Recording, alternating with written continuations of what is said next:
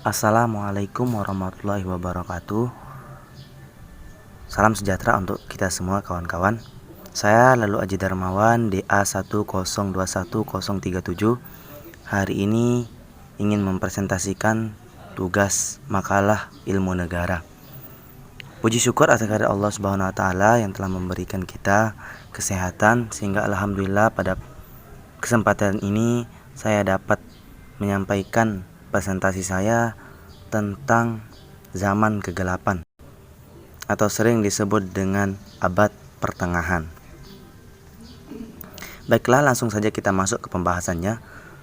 Sejarah abad pertengahan. Pengertian abad pertengahan. Abad pertengahan awal berlangsung setelah runtuhnya Romawi, kira-kira pada 400-an Masehi. Pada abad pertengahan awal, banyak orang-orang yang menganggap bahwa mereka masih berada di Kekaisaran Romawi dan masih sebagai orang Romawi. Bahkan banyak pasukan yang menyerbu Romawi menganggap bahwa mereka juga orang Romawi.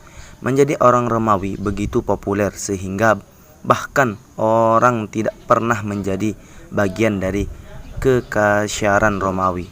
Lama juga menganggap diri mereka adalah orang Romawi. Ketika Kekaisaran Romawi mulai melemah, para kaisarnya menyewa orang-orang Jermanik untuk bertugas dalam pasukan Romawi.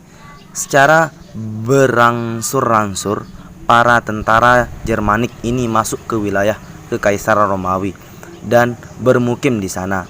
Untuk kemudian menjadi penduduk Romawi, suku Visigoths bermukim di Spanyol, suku Pandal di Afrika Utara, Otronghot di Italia, dan Franka di Prancis, di Inggris. Seorang yang bernama Raja Arthur berusaha menghalau serbuan bangsa Anglia, Salyon, dan Demak Viking. Tetapi mereka juga berpindah ke Kekaisaran Romawi. Bersama-sama para penyerbu ini bertempur membantu Romawi untuk menghalau serbuan suku Hunu pada 451 Masehi. Pada 533 Masehi, Kaisar Romawi Timur Justinus memutuskan untuk menyingkirkan semua penyerbu ini dan membangun kembali Kekaisaran Romawi seperti masa kejayaannya. Pasukan merebut Afrika Utara dari suku Pandal, Italia dari Otronghot, dan sebagian Spanyol dari Visigoth. Namun, perluasan Romawi Timur hanya berhenti sampai di situ, dan banyak penyerbu Jermanik lainnya yang masih berada di Kekaisaran Romawi. Perperangan bahkan semakin melemahkan Romawi Timur. Pada 542 Masehi, wabah pes menimpa Konstantinopel dan menyebar ke seluruh Eropa dan Afrika Utara, menewaskan jutaan orang. Pada 600 Masehi, bangsa Lombard memanfaatkan ini untuk memasuki Italia, sedangkan bangsa Slav pergerakan Eropa Timur.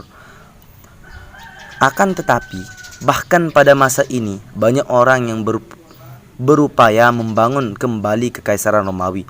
Pada 600-an Masehi, Muslim berhasil menaklukkan Yerusalem, Suriah, dan Afrika Utara. Dan kemudian pada 711 Masehi, Spanyol juga direbut.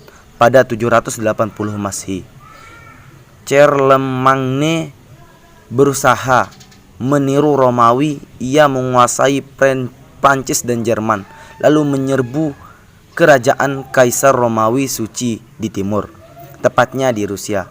Bangsa Viking dan Slav bergabung untuk membangun sebuah kerajaan juga.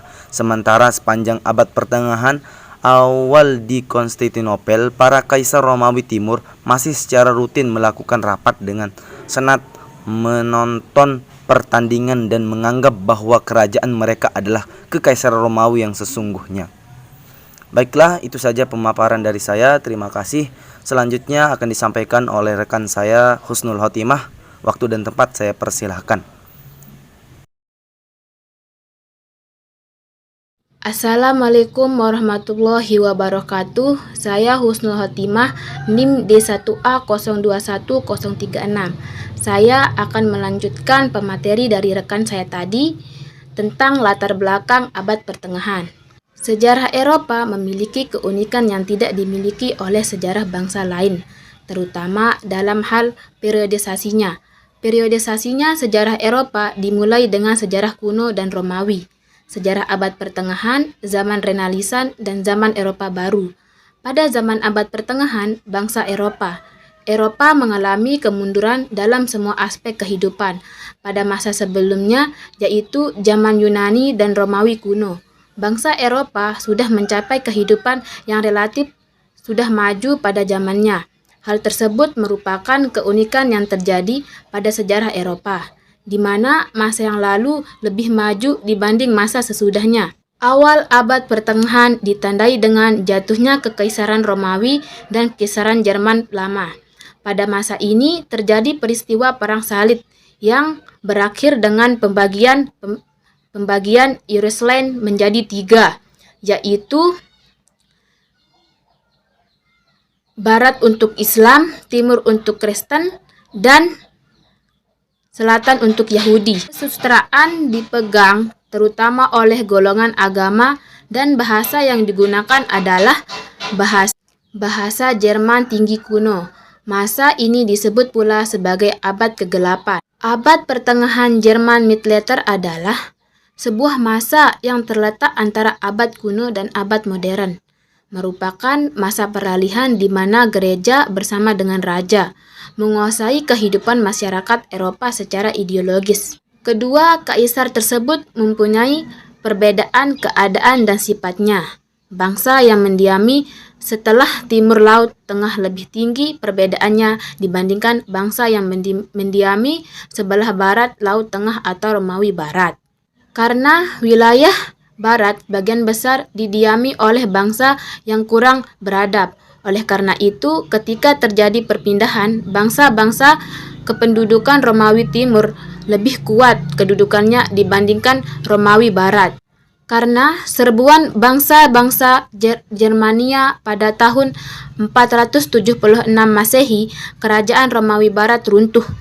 Setelah Kekaisaran Romawi runtuh, wilayahnya terbagi menjadi negara-negara kecil seperti Kerajaan GOT Barat di Italia, Kerajaan Burgundia di Swiss, Kerajaan GOT Timur di Spanyol, Kerajaan Vandal di Afrika Utara, dan Kerajaan Pangka di Perancis, Belgia, dan Nederland dan Jerman Barat.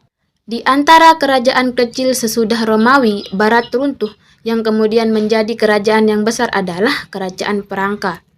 Dan latar belakang yang mengantarkan sejarah Eropa memasuki zaman abad pertengahan adalah kejadian atau peristiwa sejarah berawal dari adanya pembagian wilayah Romawi menjadi Romawi Barat dengan ibu kota Roma dan Romawi Timur yang beribu kota di Konstantinopel oleh Kaisar didesain pada tahun 395 Masehi.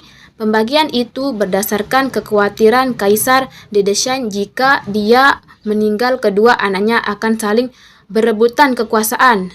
Semeninggal Kaisar didesain Romawi dikuasai 2 orang anaknya, yaitu Honorium dan Romawi Barat dan Inggris Romawi Timur. Sekian dari saya.